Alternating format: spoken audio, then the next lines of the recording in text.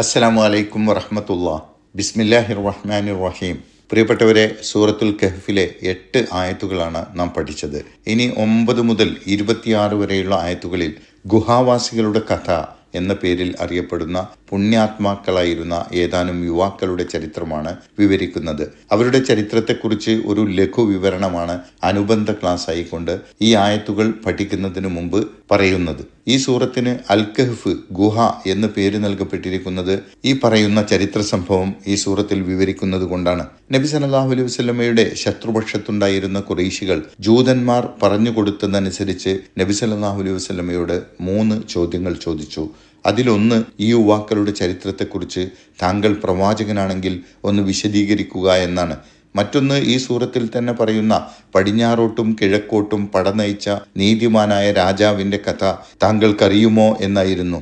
അത് ഈ സൂറത്തിൻ്റെ അവസാന ഭാഗത്ത് വിവരിക്കുന്നുണ്ട്. മൂന്നാമത്തേത് റൂഹിനെ കുറിച്ചുള്ള ചോദ്യമായിരുന്നു. അത് കഴിഞ്ഞ സൂറത്തിൽ പറഞ്ഞു കഴിഞ്ഞു.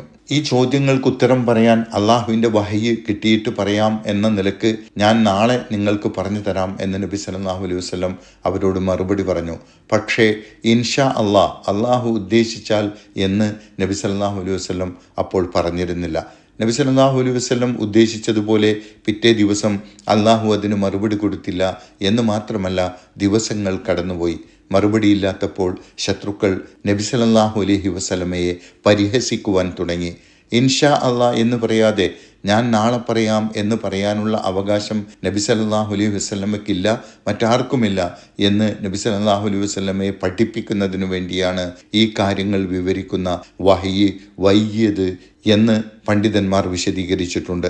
ഇൻഷാ എന്ന് പറയാതെ ഒരു കാര്യം നാളെ ചെയ്യാമെന്ന് ഇനി താങ്കൾ പറയരുതെന്ന് ഈ സൂറത്തിലൂടെ തന്നെ നബി സല്ലല്ലാഹു അലൈഹി വസല്ലമയോട് അള്ളാഹു കൽപ്പിക്കുന്നുമുണ്ട്. ഒടുവിൽ കാത്തിരിപ്പിന് വിരാമമായിക്കൊണ്ട് ഈ കഥകൾ ഈ സൂറത്തിലൂടെ അള്ളാഹു വിവരിക്കുന്നു. ചരിത്രം എന്നതിലേറെ ഈ സംഭവങ്ങളിലെ പാഠങ്ങളാണ് ഈ വിവരണങ്ങളിലുള്ളത്. ഖുർആൻ ഒരു ചരിത്ര ഗ്രന്ഥമല്ല. അതുകൊണ്ട് തന്നെ ഗുഹാവാസികൾ ഏത് നാട്ടുകാരായിരുന്നുവെന്നോ അവർ ഉറങ്ങിക്കിടന്ന ഗുഹ എവിടെയാണെന്നോ ഈ വിവരണത്തിൽ പറയുന്നില്ല. മറിച്ച് അവരുടെ ജീവിതം നൽകുന്ന പാഠങ്ങളാണ് വിവരിക്കുന്നത്.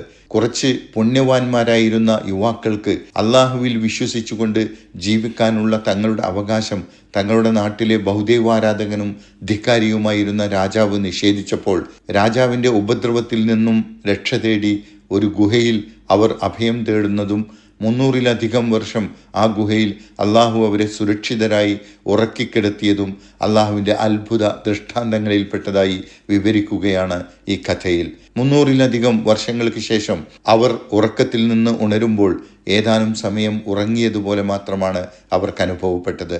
അപ്പോഴേക്കും ആ രാജ്യത്ത് അവരുടെ കാലത്തുണ്ടായിരുന്ന അക്രമിയായ രാജാവിൻ്റെ ഭരണവും സത്യനിഷേധവും ബഹുദൈവാരാധനയും ഒക്കെ മാറി ആ നാട്ടിലുള്ളവർ സത്യവിശ്വാസികളായി മാറിക്കഴിഞ്ഞിരുന്നു.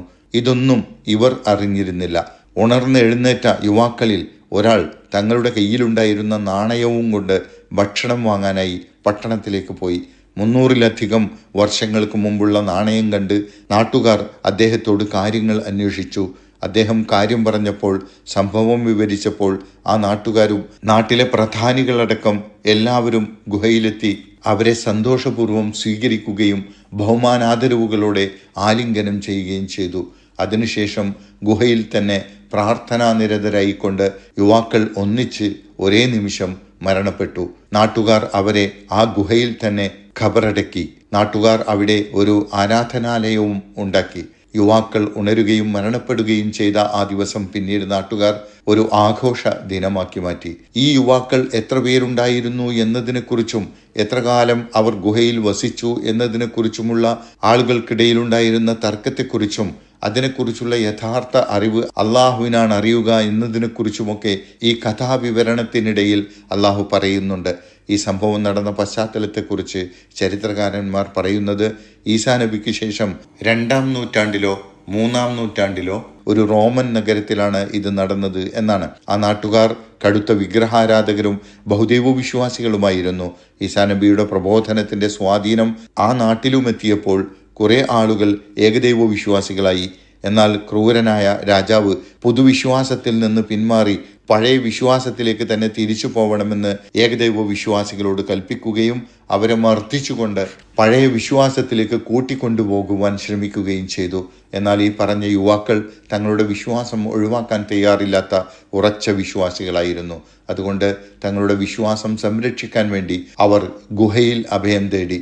അവർക്ക് കാവലായി അവരുടെ കൂടെ ഒരു നായ ഉണ്ടായിരുന്നുവെന്ന് ഖുർആൻ വിവരണത്തിലുണ്ട്. അത് അള്ളാഹു അവർക്ക് വേണ്ടി പ്രത്യേകം ഒരുക്കിയതായിരുന്നു എന്ന് ചരിത്ര വിവരണത്തിൽ നിന്നും മനസ്സിലാക്കാൻ കഴിയും.